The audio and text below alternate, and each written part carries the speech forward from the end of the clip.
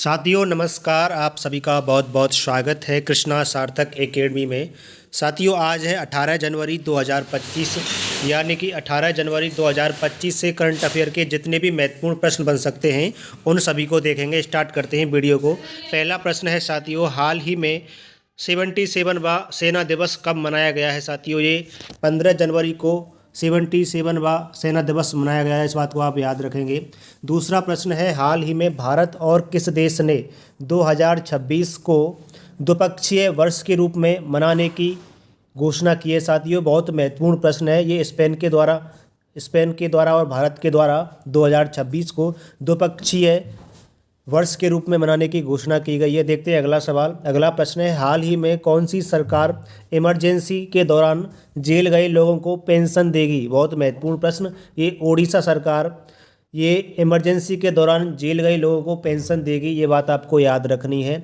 देखते हैं चौथा प्रश्न क्या कह रहा है। चौथा प्रश्न कह रहा है कि हाल ही में परशुराम कुंभ मेला, बहुत महत्वपूर्ण प्रश्न, हाल ही में परशुराम कुंभ मेला 2025 किस पूर्वोत्तर राज्य में शुरू हुआ है। साथियों ये अरुणाचल प्रदेश में शुरू हुआ है, यानी कि ये 2025 में जो परशुराम कुंभ मेला है वो अरुणाचल प्रदेश में शुरू हुआ है।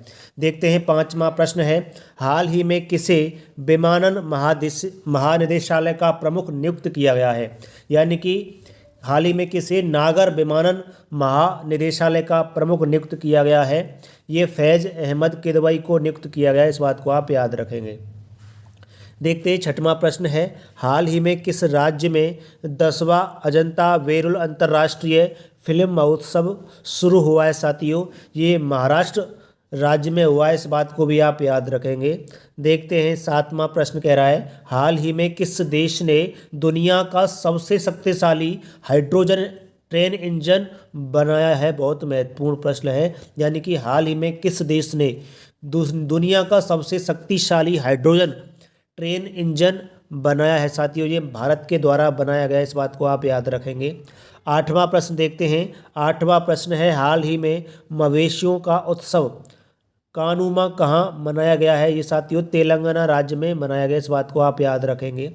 देखते हैं अगला सवाल है, नौवां क्या कह रहा है। नाइन्थ सवाल कह रहा है कि हाल ही में प्रधानमंत्री मोदी ने कहाँ एशिया के दूसरे सबसे बड़े इस्कॉन मंदिर का उद्घाटन किया है। ये नवी मुंबई में किया है। साथियों इस बात को भी आप याद रखेंगे। 10वां प्रश्न है, हाल ही में दिसंबर 2024 के लिए ICC player of the month किसे चुना गया है। ये एनाबेल सिरलैंड और जसमीत बुमराह को चुना गया है, इस बात को आप याद रखेंगे। किसको? एनाबेल सिरलैंड और जसप्रीत बुमराह को चुना गया है। देखते हैं 11वां प्रश्न कह रहा है, हाल ही में महिला अंडर 19 वनडे ट्रॉफी के इतिहास में सबसे ज़्यादा रन बनाने वाली खिलाड़ी कौन बनी है। साथियों इरा यादव बनी है। बहुत महत्वपूर्ण प्रश्न है। हाल ही में महिला अंडर 19 वनडे ट्रॉफी के इतिहास में सबसे ज़्यादा रन बनाने वाली खिलाड़ी इरा यादव बन गई है, इस बात को भी आप याद रखेंगे। 12वां प्रश्न देखते हैं साथियों। 12वां प्रश्न है, हाल ही में पवना नदी किस राज्य में बहती है। साथियों ये महाराष्ट्र में बहती है, इस बात को भी आप याद रखेंगे।